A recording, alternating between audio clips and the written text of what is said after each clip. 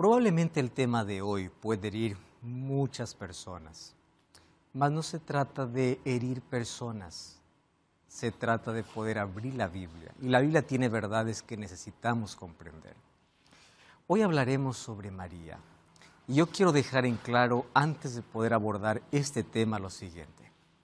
Como cristianos, María es una mujer digna de poder ser admirada, de inspirar a tantas mujeres, pureza, el hecho de ser obediente al plan que Dios tiene para la vida. Es una mujer admirable como otras mujeres en la Biblia. Y ella recibió el enorme privilegio que toda mujer quería, ser la madre del Mesías. Eso trajo tanta bendición para su vida. Y claro, esa bendición también la disfrutamos nosotros, porque es a través de ella que Jesús vino y se encarnó. Sin embargo, cuando abrimos la Biblia, no existe adoración, ni veneración, ni intercesión a través de María. La Biblia es clara que el único mediador, intercesor y digno de ser reverenciado y adorado es Jesucristo. Entonces, esto no tiene que ver con tu fe en Dios. Esto tiene que ver con aquello que la Biblia dice y enseña, porque hoy vas a fortalecer tu fe en Cristo, en el Creador y no en la criatura. Y espero que en el estudio de hoy tú puedas tener el corazón dispuesto no para escucharme a mí, sino para ver lo que la palabra dice. Así que invito para que puedas tomar tu Biblia y juntos podamos estudiar este tema. Hoy hablaremos, ¿María es intercesora? ¿María es la madre de todos los habitantes? ¿María necesita ser venerada? Bienvenido a un capítulo más de Biblia Fácil. Bienvenidos amigos a este capítulo y como siempre, antes de poder ingresar a nuestro tema, ofrecemos a nuestros amigos un material extraordinario. Se trata del curso bíblico En Busca de la Verdad, que pueden solicitarlo a través del WhatsApp más 5512 98 100 14 60 o ingresando a nuestro sitio web estudielabiblia.com. Allí puedes solicitar este material, es totalmente gratis y tú puedes disfrutar de su contenido porque es el estudio de la palabra de Dios. Estamos listos entonces para abordar nuestro tema de hoy y como siempre antes pedimos la dirección de Dios. Oramos. Querido Dios, muéstranos una vez más tu luz a través de tu palabra. En un mundo de tantas opiniones, tu palabra es aquella que está por encima de cualquier opinión o argumento. Nuestra fe no está colocada en una iglesia, en una religión, en un pastor o en un sacerdote, sino en ti. Y tú nos dejaste tu palabra para poder ser guiados por ella. Pero también dejaste tu espíritu para que nos lleve a la comprensión de tu palabra. Y es por eso que hoy pedimos ser abrazados por ese poder, guiados por ese poder, y al comprender esta verdad podamos aceptarla en nuestro corazón. Danos tu bendición en el nombre de Jesús. Amén. Nuestro tema de hoy es María. ¿Es intercesora? Como ya dije, como cristianos admiramos mucho a María, respetamos a María como a cualquier otro personaje bíblico, héroe de la fe, que nos enseña tantas lecciones, que nos inspiran a obedecer, nos inspiran a entregar todo al Señor, a ser fieles a Dios. Pero cuando se trata de adoración, veneración o intercesión, eso no es un asunto de criatura, sino de creador. Y María, aunque recibió tanto privilegio al ser la madre de Jesús, no dejó de ser criatura, porque ella fue creación de Dios.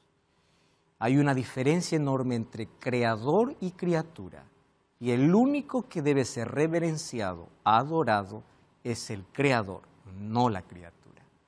Más hoy entonces, con mucho cariño y respeto, queremos abordar este tema desde el punto de vista bíblico. Así que te voy a invitar para que juntos podamos dialogar sobre este tema. ¿Sabes qué es interesante? Que hoy nuestro siglo es conocido como la era de María. ¿Y por qué razón? Porque existe un despertar religioso tremendo. Obviamente dentro del catolicismo, pero también dentro del cristianismo y otras religiones. Ese despertar ha hecho que algunos escritores puedan denominar al siglo XXI la era de María. Este es el siglo de las peregrinaciones marianas, Hay tantos monumentos y tantas fiestas en honor a María y tantas peregrinaciones hechas para María. Ahora, hay santuarios marianos para poder demostrar veneración y a esto se le añade algunos milagros, que por ahí algunos cuentan, las ciertas apariciones de María. No sé, ustedes han escuchado algunas de esas historias. Y bueno, todo esto agrega para que este siglo pueda ser conocido como el siglo o la era de María. Es interesante que en esta era de María, María es considerada modelo de santidad y abnegación, y una palabra que no puede dejarse pasar por alto porque en esto se basa en sí la creencia fundamental, es la perpetua virginidad de María, que eso lo abordaremos de aquí con el estudio de la Biblia. Entonces, María es vista como la Virgen perpetua y es vista como la modelo de santidad y abnegación, tanto así que históricamente en el año 431, que fue el Concilio de Éfeso, por primera vez se hace una declaración dogmática para María. Y esa declaración dogmática decía así: María debe ser honrada como Theotokos. Theotokos, ¿qué significa? Madre de Dios. Interesante, ¿no? La declaración. Ella es la Madre de Dios. Entonces, allí viene la primera declaración dogmática. En el siglo XIX, el Papa Pío IX proclamó el dogma católico de la Inmaculada Concepción. Entonces, a partir de ahora, vamos a ver lo que dice la historia y cómo de manera gradual fueron cada vez elevando a María. Primero diciendo que es una virgen perpetua, modelo de santidad, luego la llevaron para el cielo, luego la pusieron de intercesora y después vamos a leer un dogma que dice que hasta Dios obedece a María. Imagínense, el Creador obedeciendo a la criatura. Entonces, eso no fue de la noche a la mañana, esto fue de manera gradual, cada vez avanzaba en el tiempo. Entonces, comienza en el año 431 con la primera declaración dogmática y a partir de allí va creciendo. Entonces, en el siglo XIX se proclama el dogma de la Inmaculada Concepción. Juan Pablo II tenía una tremenda veneración a María, tanto así que en el año 1958, cuando Juan Pablo II allí se consagra como obispo, él manda decorar su escudo de armas con la letra M. Y la letra M estaba bordada con oro, era la M de oro. Y allí coloca una inscripción, ¿no? en esa letra. Y eligió como lema, Totus tu sum María, que significa yo soy totalmente tuyo, María. Entonces, vamos a ver en el estudio de hoy que cuando se habla de María, Jesús está totalmente subordinado, desplazado y María es exaltada. Tanto así que Juan Pablo II se entregó completamente y en su devoción dijo, yo no soy totalmente de Jesús ni nada, yo soy totalmente de María, ¿no? Y en su escudo de armas él colocó la letra M justamente con esa intención. Algunos escritores señalan de que María puede ser la esperanza para unir varias religiones. Resulta que los musulmanes tienen un grande respeto por María, porque María fue madre de Jesús, pero para el musulmán Jesús no fue el Salvador. Para los musulmanes Jesús fue uno de los profetas que Alá mandó a la tierra. Entre los profetas, los más importantes no es Jesús, es Mahoma o Maomé. Sin embargo, por ser María la madre de Jesús, ella es respetada. Entonces, ustedes saben que el Papa Juan Pablo II y Benedicto XVI hicieron todos los esfuerzos para hacer un acercamiento con los musulmanes diciendo así, nosotros tenemos algo en común. Ambos decimos que reverenciamos a nuestro padre Abraham y ambos honramos y veneramos a María o respetamos a María. Entonces, esto sería el puente, tanto así que algunos dicen, este sería el puente para unir credos y especialmente el puente para unir católicos y musulmanes. Miren que no es una simple creencia, tiene raíces muy profundas. ¿Cuál es la estrategia que se usó a través de toda la historia? Yo he tratado de resumir esto para poder abrir la Biblia y ver qué dice la Biblia al respecto. Pero la estrategia es simple, elevar a María a la posición de Cristo y del Espíritu Santo, haciendo de María indispensable para la salvación. Ese es el resumen de todo. Entonces, el propósito de poder siempre colocar dogmas a través de la historia es elevar a María al grado de que incluso Cristo pueda estar subordinado a María. El Espíritu Santo pueda ser menor que María, a tal punto que sin María no hay salvación. Y eso no es un invento mío, lo vamos a ver qué cosa es lo que se dice, cuáles son los dogmas que se proclamaron, que obviamente eso está escrito en la historia y en varios libros que podemos allí una vez más confirmar. Muy bien, ¿qué cosa es lo que dice la Biblia de Cristo y qué cosa es lo que dice el catolicismo de María? Lo que dice la Biblia es el fundamento de nuestra fe y lo que dice el catolicismo no tiene ningún sustento bíblico. Son apenas dogmas creadas en diversos concilios y algunos por papas. Entonces, miren cómo quieren colocar a María en la igualdad o por encima de Cristo. En primer lugar, Cristo nació sin pecado y vivió una vida sin pecado. Eso dice el libro de Hebreos capítulo 4, versículo 15. Él fue semejante a nosotros, pero sin pecado. ¿Qué cosa dice el catolicismo? María fue concebida sin la mancha original del pecado.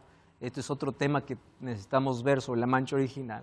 Y vivió una vida sin pecado. O sea, María sería el equivalente a Cristo. Esto no dice la Biblia, pero a María la colocaron justamente con ese tipo de santidad. Solo Cristo ofrece gracia y salvación. Eso dice la Biblia, Hechos 4:12. En ningún otro hay salvación. No hay otro nombre bajo el cielo dado a los hombres en quien podamos ser salvos. Pero el catolicismo dice, María no necesita de gracia y salvación y al contrario, en lugar de necesitar, ella ofrece gracia y salvación. Eso vamos a ver en un documento católico que luego vamos a ver la referencia. Cristo ascendió al cielo para ser Rey de Reyes. Eso dice la Biblia. Vemos la adoración incluso en Apocalipsis capítulo 4 y Apocalipsis capítulo 5. Pero el catolicismo dice que también María ascendió al cielo para ocupar la posición de reina del cielo. ¿Hay algún texto bíblico para esto? No existe. Pero el interés es elevarla tanto a tal punto de desplazar a Jesús. Otra característica o otro argumento. Jesús es el único mediador y redentor. Sin embargo, el catolicismo dice no, que María es la mediadora y es la corredentora. ¿Ustedes se dan cuenta a qué punto se elevó María? A tal punto de hacerlo incluso como parte de la Trinidad. Ya no hay Padre, Hijo y Espíritu Santo, sino hay Padre, Hijo, Espíritu Santo y María. Totalmente absurdo, ¿no? ¿Y qué cosa del Espíritu Santo? La Biblia dice que el Espíritu Santo es el auxiliador y abogado de los creyentes. El catolicismo dice que María es la auxiliadora y abogada. No es el Espíritu. El Espíritu ya no se necesita más. La Biblia dice que Cristo junto al Padre y el Espíritu Santo es Dios. Pero ahora el catolicismo colocó también a María como santísima. Y el término santísimo es solamente un término que se usa para Dios. Entonces, se está quitando a Cristo, al Espíritu Santo, y se está colocando ¿a quién? A María. Esa es la raíz del dogma de la veneración para María. Bueno, ¿en qué se basan todos estos argumentos? Yo voy a dar aquí apenas tres, hay más argumentos, pero los tres fundamentales. Primero, la perpetua virginidad de María, que es el punto más importante para el dogma católico. Y otra vez, quiero hablarte a ti, mi amigo, mi hermano católico. Esto no tiene nada que ver con tu fe en Dios. Tiene que ver con la historia y con lo que la Biblia dice. Entonces, si tú eres sincero de corazón, analiza, ve a las fuentes, abre tu Biblia, lee, porque tú tienes un compromiso con Dios. Esto no afecta a tu fe, porque tú crees en Dios. Lo que te voy a mostrar es lo que históricamente es innegable. Así está escrito, no hay manera de alterar o de quitar.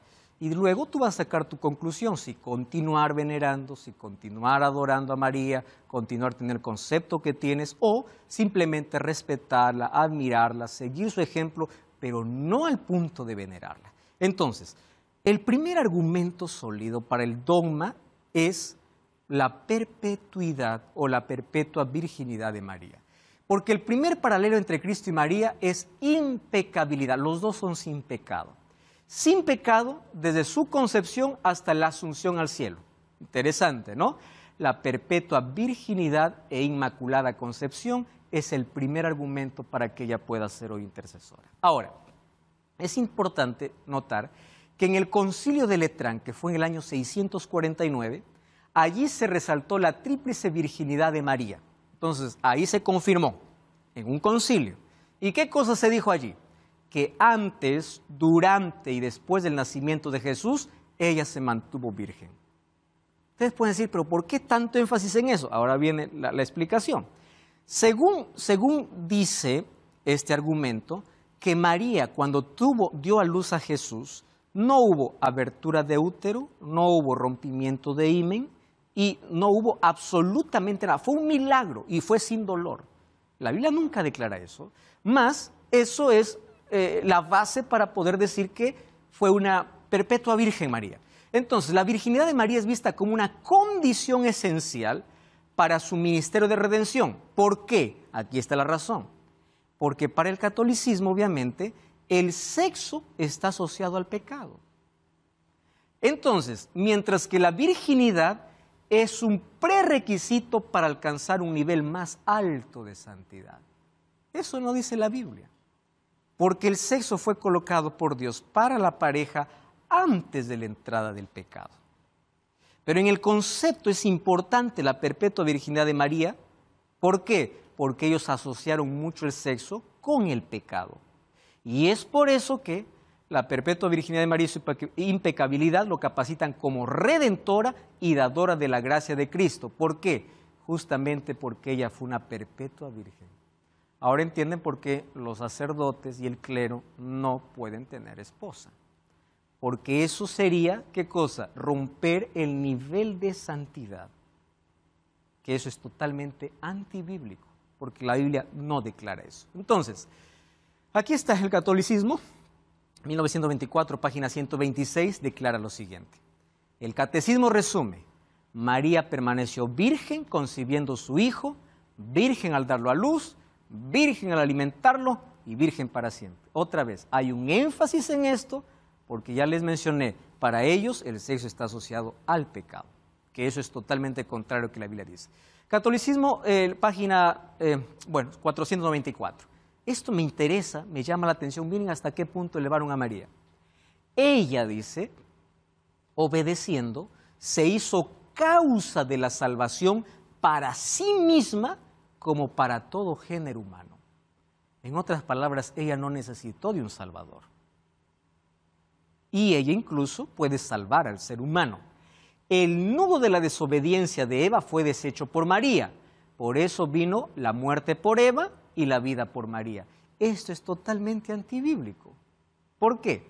Porque el apóstol Pablo va a decir en Romanos, por uno entró la muerte y por uno entró la vida. Y no es María.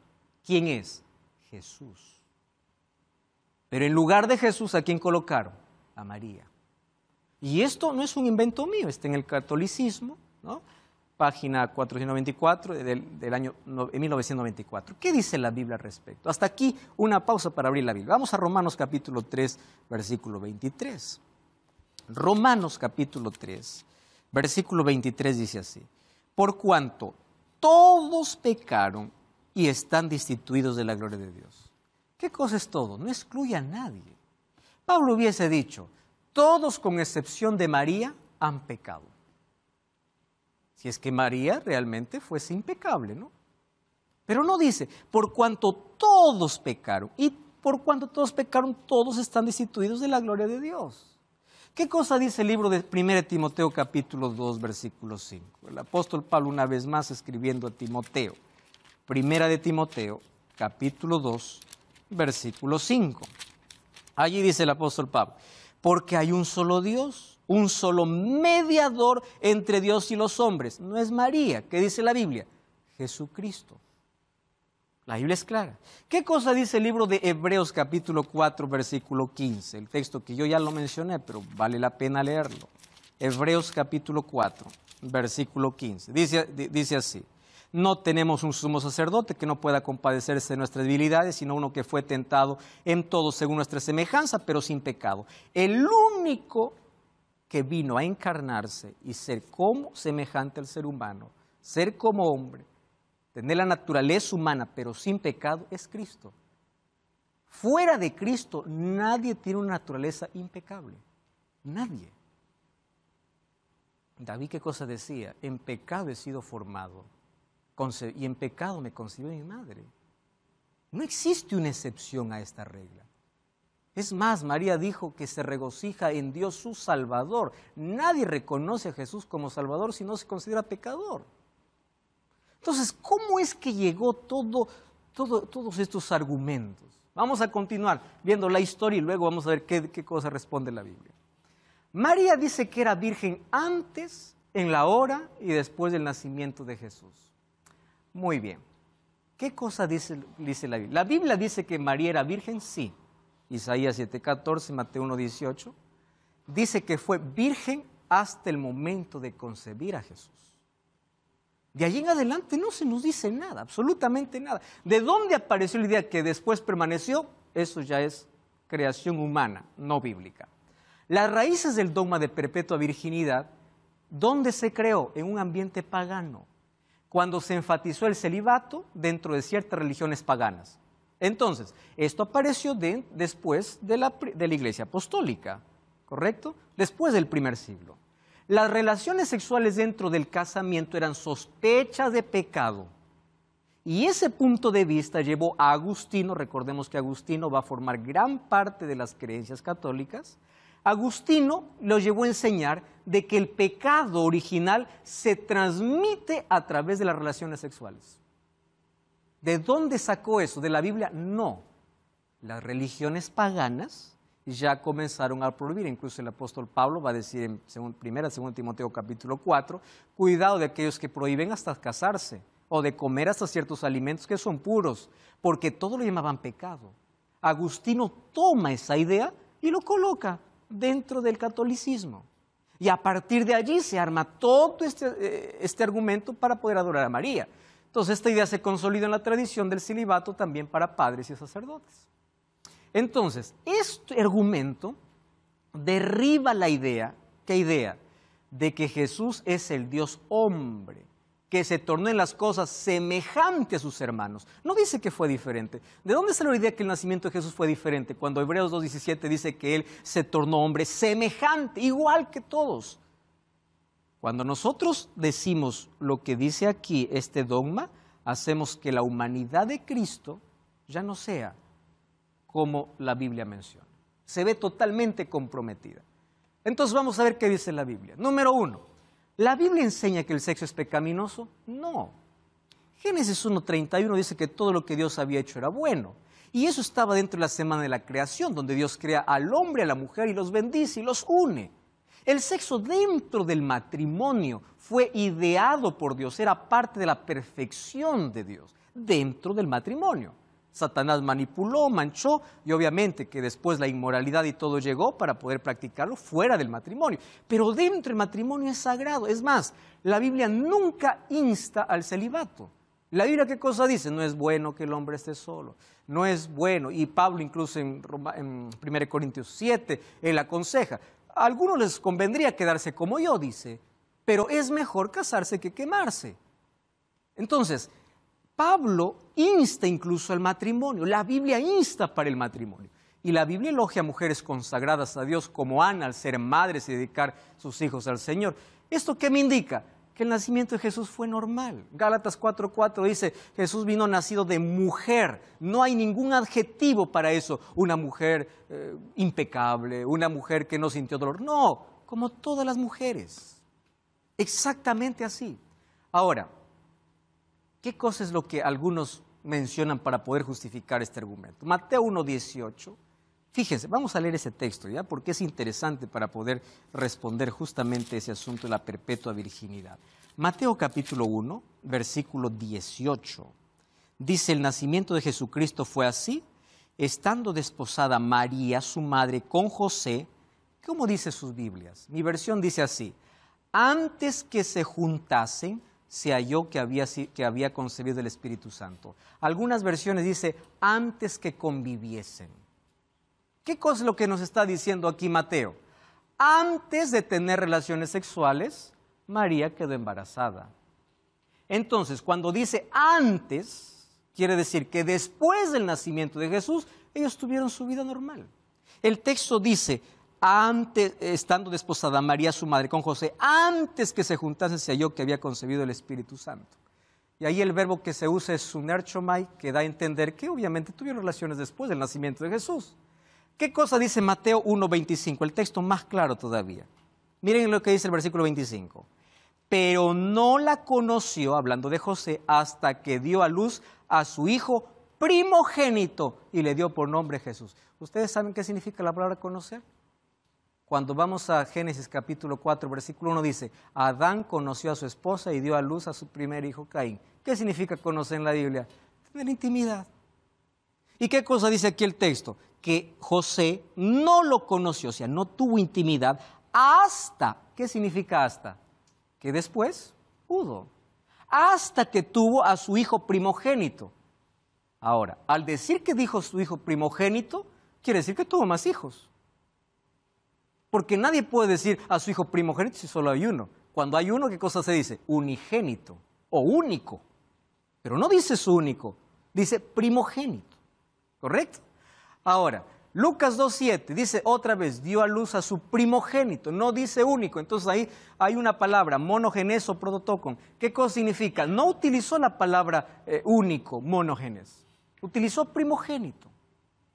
Tuvo más después. Si Mateo hubiese querido comunicar la idea de perpetua virginidad, hubiese escrito, José jamás lo conoció. Punto final. Ahora sí podemos decir que el dogma católico está bien. Pero la Biblia no menciona eso. ¿Te estás dando cuenta que este dogma está en contra de varias cosas que la Biblia menciona? No cambies el canal, vamos a una brevísima pausa, ya regresamos aquí en Biblia Fácil. Pastor, en Juan 19:26 dice, estando Jesús ya en la cruz, vio a María y al discípulo juntos y le dice a María, mujer, he aquí a tu hijo, y al discípulo, he aquí a tu madre. Con ese acto Jesús nos está nombrando a María como madre de todo. Hoy estamos hablando sobre cómo el dogma de la perpetua virginidad de María y otros asuntos se elevaron a María a tal punto de hacerla redentora, dadora de toda gracia. Muy bien, ya vimos algunos argumentos hasta aquí. Es interesante cuando nosotros vemos en Mateo capítulo 13, le dicen a Jesús, tus hermanos y tu madre te buscan. Hay algunos que dicen, no, pues los hermanos no eran hermanos, eran primos, eran sobrinos. No, no, no. Ustedes saben que en el griego, para cada pariente hay un término diferente. Es diferente al hebreo. En el hebreo solamente hay un término para antepasado, que puede ser padre, abuelo, primo, sobrino. Pero en el griego no. En el griego, por ejemplo, existe la palabra adelphos para decir hermano, homopatrio para decir medio hermano. Existe la palabra anepsios para decir primo. Entonces, cuando dice tus hermanos, eran hermanos, hermanos de Jesús. Ahora, ¿por qué es que Mateo usaría el término hermano si es que emplea la palabra madre de manera literal? No estaba hablando de manera figurada. Y Jesús obviamente les puede decir que su madre y sus hermanos son los que hacen la voluntad del Padre. Pero en sí, lo que le dijeron a Jesús eran sus hermanos literales. Incluso en los evangelios, en las cartas, encontramos a uno que es hermano de Jesús. Hay varios textos, ¿no?, que hablan sobre el ambiente familiar. Ahora, Lucas capítulo 2, versículo 5 dice que María y José viajaron para Belén para ser empadronados. Este empadronamiento era para toda la familia. Y aquí viene una respuesta interesante. Si los hermanos de Jesús hubiesen sido medios hermanos, significa que José ya los habría tenido cuando Jesús nació. Y eso significa que al empadronamiento de Belén no hubiese solamente ido José y María, sino también los hijos de José. Pero eso en ningún texto menciona. Dice que solamente fueron José, María, y María está embarazada. Luego, cuando huyeron para Egipto, José, María y Jesús. No se habla de otros hijos. Eso significa que los hermanos de Jesús, probablemente y bíblicamente, nacieron después de Jesús. Incluso la incredulidad de los hermanos hizo que Jesús no haga muchos milagros en su propia tierra. Ahora, otros dicen, no, es que María decidió ser virgen perpetua. Sí, ella decidió porque era novia de José. Número 2, la idea de José y María viviendo en un estado de perpetuo celibato va en contra del ideal de Dios. Así que esto es totalmente absurdo. Y ahí viene un segundo argumento. Ya que bíblicamente no está respaldado el primero, vamos a ver cuál es el segundo argumento para elevarla tanto a María. Segundo argumento, la Inmaculada Concepción. ¿De qué se trata la Inmaculada Concepción? De que ella es la única mujer que nació sin pecado. Todos los seres humanos nacen pecadores, menos María. Ahora, es interesante que nosotros podamos hacer una diferencia. La Biblia enseña sobre la concepción virginal, mas no la concepción inmaculada. ¿De qué se trata? Phyllis Schaff escribe en Credos sobre cristianismo, dice así: desde el punto de vista romano, el dogma de la Inmaculada Concepción completa la mariolatría desarrollada etapa por etapa, desde la perpetua virginidad, ahora ser libre de pecado. La única cosa que falta, dice, es oficializar el dogma de la ascensión de María al cielo. Claro, es que lo escribió cuando todavía no existía ese dogma, que hace mucho tiempo y es una creencia popular en la Iglesia Católica. Si ustedes se dan cuenta, todo esto va etapa por etapa. Primero concepción virginal, luego ahora viene la concepción inmaculada. Cada vez lo están ascendiendo más. Y eso no demoró mucho tiempo. ¿Por qué? Porque Pío IX promulgó el 8 de diciembre de 1854 en la fiesta de la Concepción, allí Infabilis Deus. ¿Y qué cosa es lo que dijo Pío IX? En presencia de más de 200 cardenales y obispos, proclamó este dogma. Nosotros declaramos, pronunciamos y definimos, escuchen aquí, que la doctrina según la bendita Virgen María, en el primer instante de su concepción, por gracia singular y privilegio de Dios, fue preservada inmune de toda mancha de pecado original. Esta es una doctrina revelada por Dios, por esta razón debe ser creída por los fieles. ¿Está en la Biblia? No, fue un dogma que colocó ¿quién? Pío IX, en el año de 1854. Primero solamente perpetua virgen, ahora no, ella es sin pecado. Cada vez lo suben más. Vamos a ver qué sigue. El fundamento de toda nuestra confianza, sigue diciendo Pío IX, se encuentra en la bendita Virgen María. Pues Dios confió a María, miren hasta qué punto llega, los tesoros de todas las buenas cosas, a fin de que todos vengan a saber, por intermedio de ella obtenemos toda esperanza, toda gracia y toda salvación. Ya no es Cristo, es María. ¿Por dónde se obtiene la gracia? Es por María. Esperanza por María, salvación por María, pues es la voluntad divina que obtengamos todo por intermedio de María. O sea, Cristo ya no existe más. Solamente es una figura por allí. Así hicieron de María la indispensable de toda esperanza, gracia y salvación. Por eso es que la Iglesia Católica exalta a María a la posición redentora que solo le pertenece a Cristo. La adoración a María hoy es superior a la adoración a Cristo. Hay más templos para María que para Cristo. Hay más santuarios para María que para Cristo. Ella es más invocada que Cristo para interceder. Es considerada la fuente de toda gracia, mediador entre Cristo y todo creyente. Interesante, ¿verdad? ¿Y qué cosa dice el Catecismo? Página 252. El Nuevo Catecismo de la Iglesia Católica afirma que María coopera en la obra del Salvador para restauración de la vida sobrenatural de las almas. Por ese motivo se tornó madre en orden de gracia. ¿Y qué cosa es lo que podemos decir sobre esto? El ministerio celestial que ellos colocaron de María oscurece el papel de Cristo. Porque sí es posible obtener gracia y salvación por medio de María, ¿para qué el ministerio de Cristo? Ya no sirve. Es totalmente innecesario si todo se tiene por María. La adoración a María es una suplantación de la adoración a Cristo. Y el resultado es que la adoración se coloca donde no se debe, en la criatura en lugar del Creador. Ese es el mayor problema. Y la Inmaculada Concepción fue el primer dogma católico definido exclusivamente por autoridad papal. ¿Qué papa? Papa Pío IX. Paola, tienes una pregunta. Sí, pastor. Sabiendo todo esto, mi pregunta es pecado orar a María? Sí, porque primero María no está en el cielo, no es la reina del cielo, no escucha oraciones y las oraciones deben ser solamente a Jesús. Entiendo. Me sensibiliza por el hecho de que, como te digo, toda una vida orando a María, jamás sin, o sea, María después de Dios, Dios ante todo, Jesús ante todo, pero siempre también María.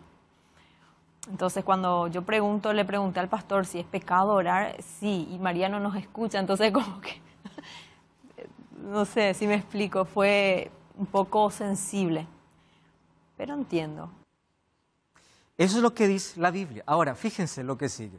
Algunos dicen, no, es que la Biblia en Lucas 1:28 dice, salve favorecida, por eso es que ella es diferente. El verbo para favorecida es este, ¿no? Que charitomene. Es el privilegio que Dios le dio. Privilegiada, porque todas las mujeres querían ser madre de Jesús. Más ella es privilegiada, por eso es favorecida. Cuando le dice, hallaste gracia delante de Dios, no le está diciendo que ella es impecable. La palabra gracia es la palabra charis o charisto. Y la palabra charis es extendida a todos los creyentes según Efesios 1:16, no solamente para María. Incluso María dijo en Lucas 1:46, mi alma se regocija en Dios mi Salvador. Al reconocer a Dios como Salvador, ella se consideraba pecadora, porque el único que nació y vivió sin pecado, ¿quién fue? Jesús.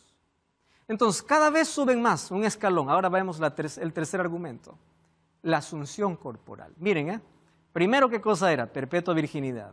Segundo, ¿qué cosa era? Ella es inmaculada o ella no cometió pecado, es impecable. Tercero, ahora ella lo van a colocar en el cielo. No hay respaldo bíblico para eso, pero ¿qué cosa dice la creencia? Ahora es llevada para ser reina, así como Jesús es el Rey de Reyes. Primero impecable, luego reina del cielo, y después va a ser mediadora, que va a ser el último paso que le van o la última función que le van a colocar a María. Corredentora con Jesús, coopera plenamente con su Hijo en la redención de la humanidad. Entonces, el dogma de la asunción corporal de María fue oficialmente promulgado. Ustedes se dan cuenta, ningún texto bíblico usado hasta aquí.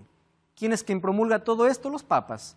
¿Qué papa? El anterior fue el Papa Pío IX. Ahora, Pío XII, el 1 de noviembre de 1950, que obviamente el 1 de noviembre es el día de Todos los Santos, proclama este dogma de la asunción corporal.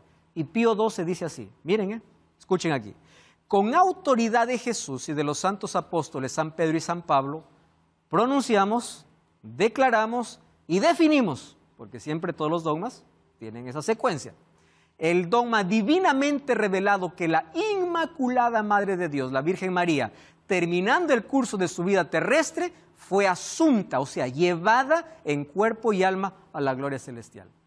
Declaramos, definimos y pronunciamos. ¿Quién? La Biblia no, fue el Papa.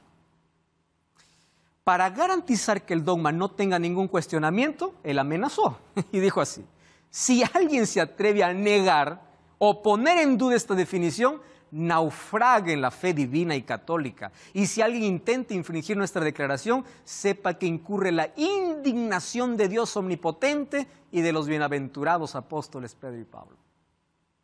Un hombre lo hizo. Y así llevaron a María al cielo. Henry Dessinger, nota 31, página 647, dice, María alcanzó por fin, como suprema corona de sus privilegios, que fuese preservada de la corrupción del sepulcro y que a semejanza de su Hijo divino, vencida la muerte, fue llevada en cuerpo y alma al cielo, donde refulge, miren qué título le ponen ahora, como reina a la derecha de su Hijo. Reina del cielo. María fue exaltada a la más elevada posición, reina del cielo. Por eso es que hay más oraciones a María que a Cristo. Ahora, ¿qué dice la Biblia?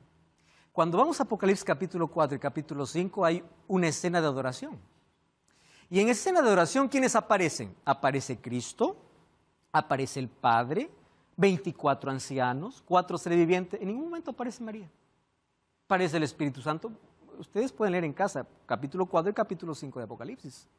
En ningún momento, si María es la reina, tendría que estar al lado de Cristo en la escena de adoración de Apocalipsis capítulo 4 y 5, porque es la adoración cuando Jesús entró al cielo. Ahora, ella no aparece en la visión. Jeremías incluso advierte a Judá contra el culto a la reina del cielo. Ustedes saben que esto ya era pagano, un culto pagano. Los fenicios lo llamaban Astaret, Ishtar, y en Babilonia, Ishtar en Babilonia y Isis en Egipto. Eso era una abominación, porque ellos ya tenían a una reina del cielo, solo que ahora solamente lo cambiaron de nombre a María. Ah, no, pero en Apocalipsis 12 aparece María. María, en Apocalipsis 12 aparece una mujer que está por dar a luz al hijo varón, pero esa mujer representa a la iglesia, porque es a través del pueblo de Dios que viene Jesucristo. Y obviamente dentro del pueblo es elegido María. ¿Y por qué sé eso? Porque esa mujer fue llevada al desierto por 1260 días. ¿En qué momento María fue llevada al desierto por 1260 años o 160 días? Imposible. Entonces, eso está hablando contra la iglesia. ¿Y quién fue arrebatado al cielo? Según Apocalipsis 12, no es la mujer, es Cristo. El Hijo fue arrebatado, dice. No fue la mujer. ¿Cuáles son los dogmas marianos? María como Madre de Dios, ¿cuándo se le declaró? En el Concilio de Éfeso en el año 431. Vamos a ir avanzando, miren hasta dónde llega. Perpetua virginidad de María, ¿cuándo fue proclamada? Concilio de Letrán en el año 649. Otro escalón más. La Inmaculada Concepción fue proclamada por Pío IX en el año 1854, o Pío VIII es allí. La asunción corporal al cielo, de que fue al cielo, fue proclamada por Pío XII en 1950. Ahora, ¿qué cosa falta? Una sola, ¿no? Que sea mediadora. Ustedes saben que hasta ese punto se llegó. Como ya se lo colocó en el cielo, apareció un grupo llamado Vox Populi Mari Mediatrici, con una pregunta: si a María ya lo subimos al cielo, ¿qué hace en el cielo María? Tenemos que darle una función. Y este grupo recogió 7 millones de firmas en más de 150 países para dictar el último dogma mariano. Para que ustedes se den cuenta cómo llega esto. 150 países, 7 millones de firmas, para decir que María es el cuarto miembro de la divinidad. ¿Y qué función se le dio? Que ella es la intercesora. ¿Cuál es la diferencia entre adoración y veneración? Adoración es culto y homenaje solo a Dios. La veneración es una honra a la excelencia de una persona. Esto es lo que dice el católico. El católico dice: nosotros no adoramos a María, nosotros veneramos, ¿verdad? Entonces, ellos hacen una distinción: el culto a Dios y la honra a los santos. Dentro de está María. Pero quiero decirles una cosa: dentro de la veneración hay un nivel singular para María, que es llamado hiperdulia o veneración especial, que es apenas un poco inferior al de Dios. Sin embargo, la veneración a ella tiene que ser superior a los santos y a los ángeles. Eso se llama la hiperdulia, ¿no? Entonces, más esta distinción que ellos hacen no existe. Esto está solo en el papel. Porque en la realidad, quien es más adorada que Cristo es María. Miren, este texto ya me asusta. Se pide a Dios, mas los pedidos no son concedidos. ¿Qué cosa dice? Que sean solicitadas a María y las obtendremos. Sobre la orden de María, todos obedecen hasta el propio Dios. El libro La Gloria de María, 1931, página 169. Ante la orden de María, hasta Dios obedece. Por eso ya no busquemos más a Dios, sino busquemos a María. Totalmente absurdo. Aquí en ese texto Dios es obligado a recibir órdenes humanas y muestra que la distinción entre adoración a Dios y veneración a María no existe, porque más oraciones exaltan a María por encima de Dios. Por eso existen por lo menos 35 fiestas marianas: Anunciación, Inmaculada Concepción, Asunción. ¿Por qué la Biblia los llama bienaventurada? No solamente lo llama bienaventurada María, otras mujeres también son llamados bienaventurados. Génesis 24, 60, capítulo 26, versículo 29. Y cuando dice tú eres bendita, bendita no solamente fue llamada María. Salmos capítulo 1, versículo 1 y 2 dice bienaventurado. ¿Quiénes son? Aquel que no anduvo en consejo de malos. Bienaventurado es todo aquel que ama a Dios. María, aquí está el concepto que debemos tener claro. María no fue bendita encima de todas las mujeres, ella fue bendita entre todas las mujeres. ¿Por qué entre todas? Porque fue elegida para ser la madre del Salvador, pero ella nunca fue por encima de todas. Cuando nosotros entendemos esto, vamos a llegar a la conclusión. En el Nuevo Testamento no existe un solo caso de veneración a María. Cuando los magos fueron a ver a Jesús, no se postraron ante María, se postraron ante Jesús. Además, el segundo mandamiento condena la adoración a la criatura. Algunos dicen, no, pero es un auxilio de adoración que crea una imagen mental. La Biblia condena la idolatría. Yo puedo hacer una imagen para representar, pero no para adorar, no para venerar. Para Pablo, idolatría es cambiar la gloria de Dios inmortal por imágenes de seres mortales. ¿Y cuál es el propósito final? Satanás, ¿qué cosa quiere? Desviar el verdadero camino, porque Jesús dijo, yo soy el camino, la verdad y la vida. Pero Satanás presenta otra alternativa. En otras palabras, derribar el ministerio de Cristo, sacando a Jesús del camino. Ese es el propósito. Sí, el tema de María, por supuesto, en mi caso, viniendo de la religión católica, es un tema bastante especial. Pero igualmente no significa que yo esté cerrado a algún tipo de creencia o no, o conocimiento. Porque mucho de lo que dicen los católicos no está en la Biblia. Pastor, en Juan 19, 26 dice, estando Jesús ya en la cruz, vio a María y al discípulo juntos y le dice a María, mujer, he aquí a tu hijo, y al discípulo, he aquí a tu madre. Con ese acto Jesús nos está nombrando a María como madre de todos y al discípulo, o sea, a los hombres como hijos de María. Ok, te voy a explicar un poquito. Era una responsabilidad judaica poder a los hijos en ciertas situaciones de emergencia encargar el cuidado de los padres a los familiares más cercanos. Pero fíjate una cosa, quien estaba al pie de la cruz no eran ni sus hermanos, porque en otro texto de la Biblia vamos a ver que los hermanos de Jesús incluso le tenían celo y envidia y dieron su ministerio. Quien estaba era Juan. Y recordemos que Juan tenía cierto parentesco incluso con Jesús. Y como estaba al lado de María, le encarga para el cuidado de María, porque al no aparecer José, probablemente José ya murió. Entonces lo que Jesús está encargando es el cuidado de su madre, porque de paso, después de su resurrección, él también iba a volver al cielo. ¿Correcto? Y hablando de la madre, no como madre de Dios, sino como madre de Dios encarnado, Dios hecho hombre. Tenía otra pregunta, Marcelo. Pastor, en caso de que María cumpla las 3 aseveraciones de la Iglesia Católica, la perpetua virginidad, la inmaculada concepción, la asunción corporal, ¿se la podría tomar en cuenta?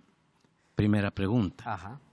Mi segunda consulta es, entonces, ¿dónde entra y dónde llega María? ¿Dónde debemos ponerla a María? Voy a comenzar por la última. María debe ser colocada dentro de la lista de todos los hombres y mujeres que, obedeciendo a Dios, se sometieron a la voluntad de Dios. Como Abraham, como Moisés, como los héroes de la fe.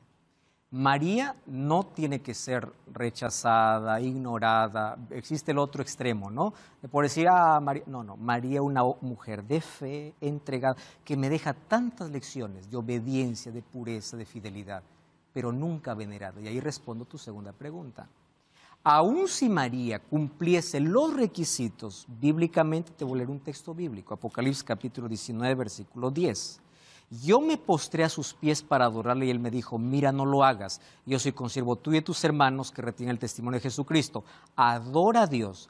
Juan estaba por adorar a un ángel. Y un ángel, siendo ángel impecable, cuando Juan se arrodilla le dice, no, a mí no me adores. Si los ángeles no reciben adoración, recuerda que el ser humano es un poco menor que los ángeles, dice Salmos capítulo 8. Entonces, somos criaturas, y criaturas no somos venerados. Criaturas somos creados para adorar, no para ser adorados. Cuando tú desvías el foco de vista, el punto de vista a Jesús, Satanás va a colocar cualquier camino. Hechos 4:12 dice así.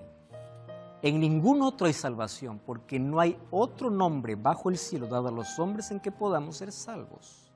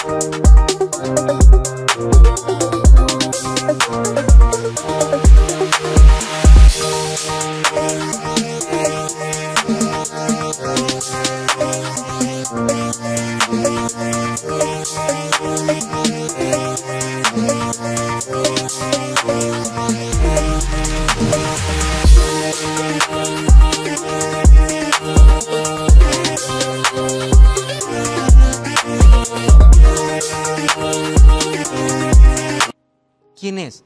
Jesús. Jesús dice, nadie viene al Padre sino por mí. No dice por María, no dice por Pablo, por Juan, no, por mí. Jesús es el único intercesor, el único digno de adoración, porque Él es el único que Dios hombre, que dio su vida para salvarnos. No es María, es Jesús. Vuelve tus ojos a la palabra, vuelve tus ojos a Cristo y que Satanás no desvíe tu fe de Jesús, porque Él es tu Salvador. Que su palabra pueda ser el fundamento de tu fe, no la tradición, no las creencias de seres humanos, no dogmas humanos, palabra. Si tu fe está basada en la palabra, aquí vas a encontrar que hay un solo camino, un solo intercesor, un solo Salvador. Y ese es Jesús. Él es el camino. Él es la vida. Él es tu abogado. No necesitas de otro mediador. Él es el mediador. Y si hoy tú reconoces esa verdad y quieres abrazarla, dile, Señor, acepto tu palabra y yo me someto a ella. Ora conmigo. Gracias, Señor, por tu palabra. Y después de mostrarnos tu verdad, permítenos aferrarnos a tu voluntad, no a nuestro propio capricho. Ayúdanos a tomar una decisión, un paso de fe para poder aferrarnos a ti, no a tradiciones humanas.